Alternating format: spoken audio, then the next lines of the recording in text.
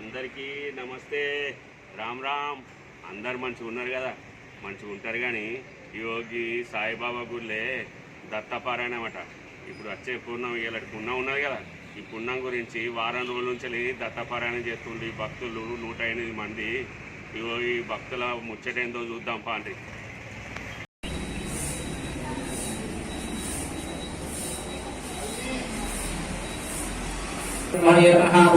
पूजयामि बलाय नमः दीर्घे पूजयामि आधारभूताय नमः दारुणे पूजयामि विश्वप्रपूजिताय नमः उरु पूजयामि जितेन्द्रियाय नमः गुह्यं पूजयामि स्थितप्रज्ञाय नमः कटिं पूजयामि मितनाशनाय नमः उदरं पूजयामि मिताशनाय नमः उदरं पूजयामि विशालवक्षाय नमः वक्षस्थलं पूजयामि शुद्धहृदयाय नमः हृदयं पूजयामि शिष्यवत्सलाय नमः स्तनं पूजयामि आत्मोद्धारकाय नमः उदौ पूजयामि दानहस्ताय नमः हस्तौ पूजयामि कम्बुकण्ठाय नमः कंठं पूजयामि प्रसन्नवदनाय नमः मुखं पूजयामि मृदुवासनाय नमः ऋत्वं पूजयामि करुणाजलनिधाये नमः नेत्रे पूजयामि शास्त्रानुसारिणे नमः कर्णौ पूजयामि सर्वज्ञाय नमः सर्वाण्यङ्गानि पूजयामि पतये नमो औषधीनां पतये नमो नमः उच्चये स्तेनानां पतये स्नायूनां पतये नमो नमः उष्णे शिवे कृतकाय यष्टवो नमो नमः यष्टवो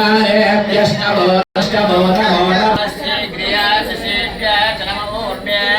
वस्वन्याय च नमः श्रोणस्याय च दीप्याय च परजाय च नमो मध्यमो मन्याय च कक्ष्याय च नमः श्रवाय च प्रविश्रवाय च कवचिने च नमः श्रुताय च श्रुप्रहिताय च नमो नमः कूर्याय च भट्याय च नमो वश्याय होमाय च रुद्राय च नमस्ताम्राय च अरुणाय च नमः शन्धाय च नमो हर्षश्याय च भेन्याय च नमः शिवत्याय च प्रवाह्याय च नमः गिरिण्याय च गृह्याय च नमस्तस्याय च नमः पादं सत्याय च नमस्याय च नमः शुष्याय च गिरिभ्यो हृदये हस्मदे दरिद्रन्नां पुरुषाणामेषां पशूनां क्षयद्वीरस्तुते क्षयद्वीराय नमसा विधेमते योष्टमनुरायजेऽप्यस्तनुवो रुद्ररीरिषः तोके तनये मानआयुषिमानो महाविलोमहे उतापूरुषत्ने क्षयद्वीराय सुन्दमस्मे अस्तु अतिरखादो नेत्वस्तु गायतनया हृदया ज्येष्ठमश्वतमशिवोरतमहेतयः मसि महत्यर्घवेन्तरिक्षेहिताः ये भूतानामधिपतयो विशिकार प्रचरन्ति सुगावन्तो निषङ्गोजं भेदजामि यं वगञ्जजामहे प्राणानां ग्रन्थिरसि रुद्रो माविशान्तकः तेनान्नेनाप्यो यो रुद्रो अग्नौ यो अप्सु यो ओषधीषु यो रुद्रो विश्वाभुवनां विवेश तस्मै रुद्राय नमो अस्तु आस्तु रुद्रो महि गोत्रारुदासि भूरिष्ठभायो अमेवेद्यञ्च मे भूतञ्च मे भविष्यच्च मे शेषश्च मे भगश्च मे यन्दाद मे धत्ताद मे क्षेमश्च मे रुदिश्च मे विश्वञ्च मे सवितुः प्रसवेष्णोर्निभूद्भवस्वः पंचामृताभिषेकोऽस्तु शुद्धोदकाभिषेकोऽस्तु शान्तिपुष्टिस्तुष्टिश्चास्तु यजमानानां सर्व अरिष्ट गजाननं भूतगणाधिसेवितं कपित्तजम्बू फलसार भक्षणं उमासुतं शोकविनाशकारकं नमामि विघ्नेश्वरपादपङ्कजं जटाधरं पाण्डुरङ्गं शूलहस्तं कृपानिधिं सर्वरोगहरं देवं दत्तात्रेयमहं भजे స్వామి యొక్క దివ్య మంగళ స్వరూపం, స్వామి ఎన్ని అవతారాలు ఎత్తినాడు అనేది మనకు శ్రీమద్ భాగవతం తెలియజేస్తుంది. స్వామి యొక్క అవతారాలు మా అందరికీ తెలిసినవి 10 అయితే తాను అవతారాలు ఎత్తినవి 21 అవతారాలు. ఈ 21 అవతారాల్లో 6వ అవతారమే సద్గురు దత్తాత్రేయ స్వామి యొక్క అవతారం.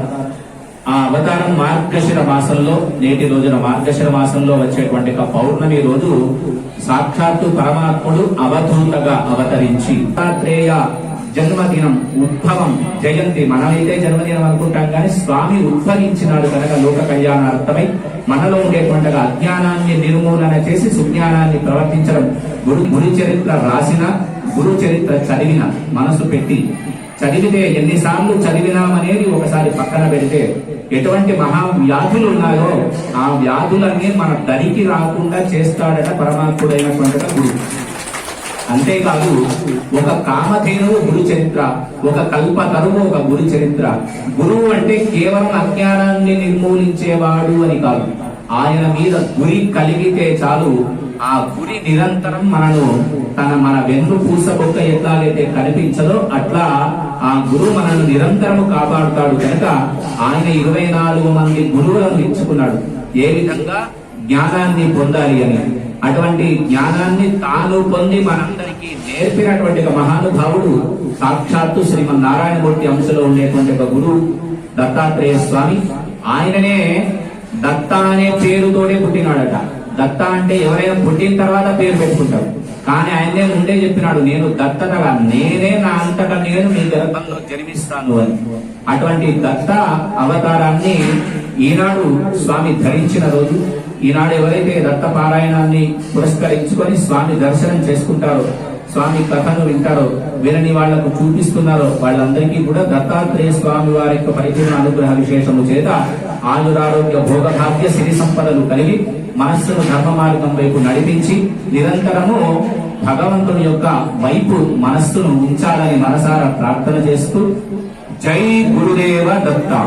గురు షిరిడి సాయిబాబా మందిరంలో అంగరంగ వైభవంగా దత్త జయంతిని పురస్కరించుకొని 108 మంది భక్తులచే సప్తాహ దీక్షగా దత్తపారాయణం చేసుకుంటూ ఈరోజు దత్తపాదుల రోజు మనము ఆ యొక్క అధ్యాయాలు కంప్లీట్ చేసుకుని సాయినాథుని కోవెలలో జరిగే ప్రతి కార్యక్రమానికి సంబంధించిన సప్తాహాలే గాని, బాబా పారాయణమే గాని, దత్త పారాయణమే కానీ వీటిలోని సారాంశమును మన మనసులో నిలుపుకొని ఆచరించినట్లయితే మనకు ప్రతిదీ మన ఇంట్లో సుఖ సంతోషాలు, శుభాలు, ఆరోగ్యము అన్ని విజయాలు చేకూరుతాయని మనకు పెద్దలు చెప్పారు.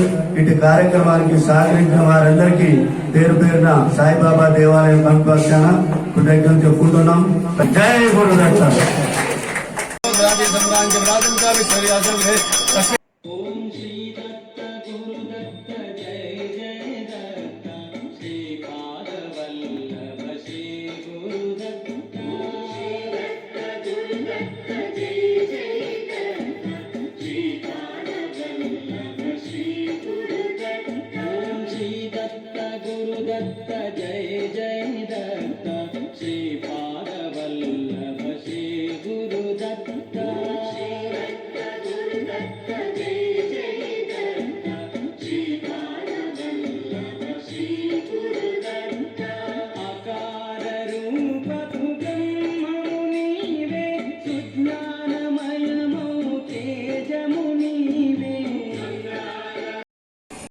జై మార్కండేయ.